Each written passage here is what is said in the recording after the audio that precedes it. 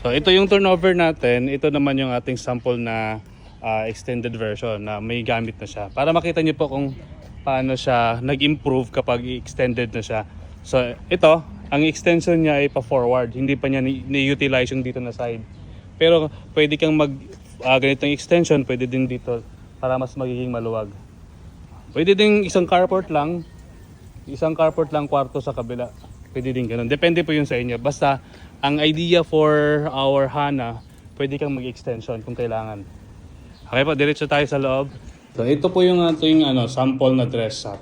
Mas maluwag na yung nagiging living area natin kasi extended na siya mula dyan sa may salamin.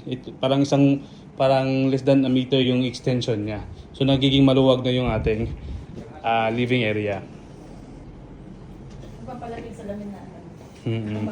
Pasok po kayo. Bakasyonanan lang po or ano po ba? Bakasyonanan po ba? Bakasyon? Siguro. Maganda to kasi malapit na to sa River Park. Yung River Park kasi yun yung SM ano? oo, doon yung SM. Tatawid ka pa ninyo ko ka na. May maluwag ka na kusina ma'am kung mahilig sila magluto-luto. Ay naku, mahilig talaga yung dami Oo. kasama niya. Ayan, maluwag na yan actually, pero pwede ka pag mag-extension, yung sinabi ko dito. Dito sa labas. Oo, meron ka pang service area kasi dito, pwede mong gamitin as kusina, extension. Tingnan natin sa taas po, para makita niyo po, mas extended na yung mga kwarto doon. Ayan. Ito, yung master bedroom.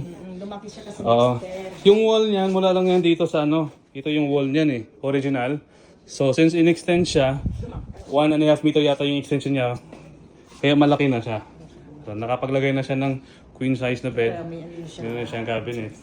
Meron pa siyang area for sa TV. So ito yung master bedroom niya. Even itong isang room. Pag ano, extend. Dito lang yan Dito lang yan yung wall. So yan, extended na siya. So, nakapaglagay siya ng 2 bed.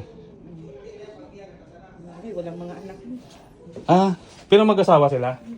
Okay. Wala pang anak. So hindi na kailangan mag-extension. Okay na yung as is na turnover. Pagandahin na lang. Pwede pa nga din yung kwarto. Yes. Oo, silvi ka pa. Ayun. Hana Quadroplex. Dito lang yan sa Minami Residences. Barangay Santiago, General Trias, Cavite. Ayan.